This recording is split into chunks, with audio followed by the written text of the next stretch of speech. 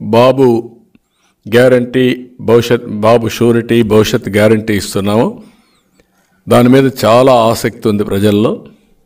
ఎక్కడికక్కడ వాళ్ళే తీసుకుంటున్నారు. ఈవెన్ వైఎస్ఆర్ కాంగ్రెస్ వాళ్ళు కూడా వచ్చి తీసుకునే పరిస్థితికి వచ్చారు. కోర్ ఓటర్స్ కూడా తీసుకునే పరిస్థితికి వచ్చారు.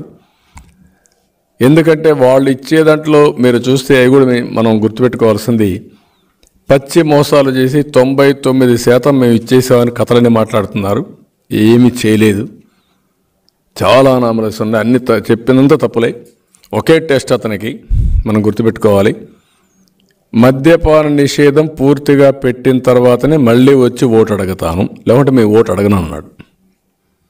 ఎందుకు అడగాలి? ఇంకా నీకు ఎక్కడ రైట్ ఉంది అడిగేదానికి?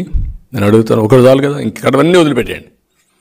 నేను మద్యపాన నిషేధం చేయకపోతే మీ ఓటు అడగను చెప్పావా లేదా? చెప్పుంటే చెయ్యి. చెప్పాడు కదా. నేను చెప్పడం కదా, నీ వాయిస్తో ఉందా లేదా? You answer this. నీకు విశ్వసనీయత ఎక్కడుంది? కాబట్టి ఇవన్నీ కూడా చాలా ఉన్నాయి. అన్నీ it is a failure government. ఇతను ఫెయిల్యూర్ ముఖ్యమంత్రి. It is totally failed. నేను ఇలాంటి 7 కోట్లు లాయర్స్కి ఇస్తే 70 లక్షలు లేకుంటే దాంట్లో 50% అడ్వర్టైజ్మెంట్లు ఇచ్చాడండి. అది కూడా ఆయన పేపర్కే. మళ్ళా ఎంత స్వార్థపరుడండి. What is this? ఇది అంటే దాన్ని మనం స్పేర్ చేయాలి. కడవాళ్ళు ఎవ్వరు ఏ తప్పు చేయకపోయినా వాళ్ళ మీద కేసులు పెట్టాలి. నువ్వు రాబరీ చేస్తా ఉంటే, దోపిడీ చేస్తా ఉంటే నువ్వు నీ వ్యవస్థలకి ఎవరు అడిగినా వాళ్ళ మీద కేసులు పెట్టాలి. అది ఏని పరిస్థితి. చూద్దాం. తెలంగాణలో ఎలక్షన్ జరిగింది కదా, ఆ ఓటర్స్ వచ్చి మళ్ళీ ఇక్కడ ఓట్లు వేసే అవకాశం ఉందని చెప్పి ఒక మంత్రి, 2 ఎమ్మెల్యేలు కూడా వెళ్ళి కలెక్టర్ కంప్లైంట్ ఇచ్చారు. ఏమైనా నకిలీ డబుల్ ఓట్లు వేస్తారేమో. ఇక్కడ నకిలీ ఓట్ల గురించి ఏమో మరి రెస్పాండ్ అవుతుంది. నేను ఏమంటానంటే, వీళ్ళ ఇష్ట ప్రకారం దొంగ ఓట్లు వేయడానికి, నకిలీ ఓట్లు సృష్టించడానికి ఇంత మునుపు చేశారు. మళ్ళా అదే ప్రాక్టీస్ చేస్తున్నారు. మేము కూడా పార్టీ యంత్రాంగం సమాయత్తం అయింది. దాన్ని సమర్థవంతంగా తిప్పికొడతాం. మా కమిటీలు కూడా బిఎల్ఏలు అన్ని గ్రామాల్లో వేసుకున్నాం. 46,000 బూతులకి బిఎల్ఏలు వేసాం. 46,000 బూతుల్లో మా వాళ్ళు వర్క్ చేస్తున్నారు.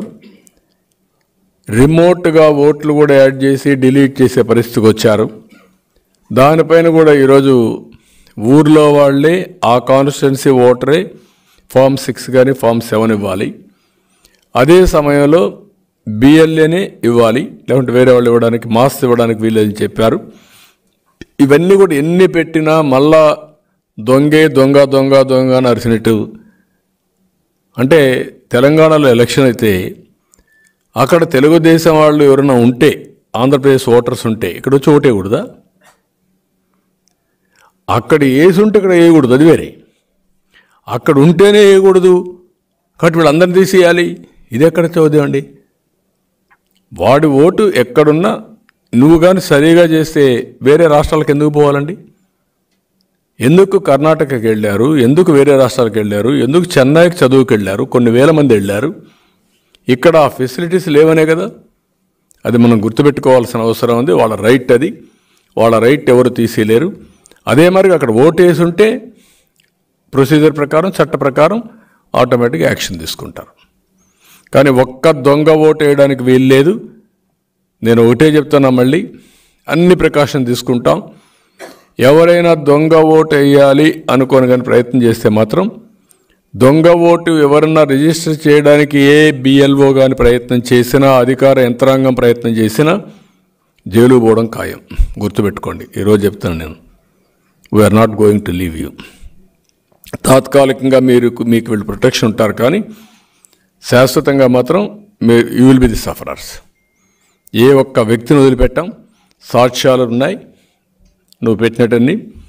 అలాంటి తప్పుడు రిజిస్ట్రేషన్ చేసిన ప్రతి ఒక్క వ్యక్తి మీద ముందు పోలీస్ కంప్లైంట్ ఇస్తాం, ఆఫీసర్లకు కంప్లైంట్ ఇస్తాం, కోర్టుకు వెళ్తాం, ఎన్నికల కమిషన్కి వెళ్తాం. కడాన లాస్ట్ డే వరకు ఫైట్ చేసి రికార్డు ఎవ్వరు తారుమారు చేయలేరు. రికార్డులో ఉంటుంది. ఎవరు చేశారో కూడా చాలా స్పష్టంగా ఉంటుంది, ఎవరు యాక్సెప్ట్ చేశారో కూడా ఉంటుంది, ఎవరు డ్యూటీ ఫెయిల్ అయ్యారో కూడా ఉంటుంది. ఈ విషయాలు మీరు గుర్తుపెట్టుకోండి, ఎవరిని వదిలిపెట్టాం. పరిపాలనా రాజధాని వైజాగ్ తీసుకెళ్లే ప్రయత్నం వేగంగా చేస్తున్నారు, మళ్ళీ ఆపుతున్నారు. దాని మీద ఏమనుకుంటారు? అన్ని చెత్త పనులే కదా. ఏదైనా ఒక మంచి పని ఉందా? సిగ్గు ఎగ్గు ఉండాలి కదా. నువ్వు పోవాలనుకున్నావు, వెళ్తావు. ఎవడైనా ఒప్పుకుంటాడంటే 500 కోట్ల రూపాయలు రిషికొండలో మీ తాత జాగీర్ అది. నేను అడుగుతున్న స్ట్రైట్ క్వశ్చన్, టూరిజం పేరుతో 500 కోట్లు పెట్టి ఒక బంగ్లా కడతావా నువ్వు? బాధ్యత ఉందా నీకు? 500 కోట్లు ఏంటి, ఒక టూరిజం ఏంటి? హోటల్ కడితే ఎంత ఎంత అవుతుంది? 500 కోట్ల రూపాయలు రోజుకు రెంట్ ఎంత కట్టాలా? అది రెంట్కి ఇవ్వాలంటే కట్టాలి కదా. టూరిస్టులు ఎవడొచ్చినా 500 కోట్ల రూపాయలు ఒక బంగాళాకు పెట్టి టూరిస్టులు వస్తారా? అంటే అంత అంటే ఒక్కొక్కడు వచ్చి దినానికి ఎంత కట్టాలి? కోటికి కూడా కాదు, ఇంకా ఎక్కువ కట్టాలి. 500 వడ్డీ సంవత్సరానికి 80-90 కోట్లు వడ్డీని మళ్ళీ తిరిగి పే చేయాలి. అంటే దినానికి 1 కోటి రూపాయలు ఆ ప్రాంతంలో తిరిగి దానికి పే చేయాలి, లేకుంటే 50 లక్షలు పే చేయాలి. అంటే ఇంత విన్యాసాలు, ఇంత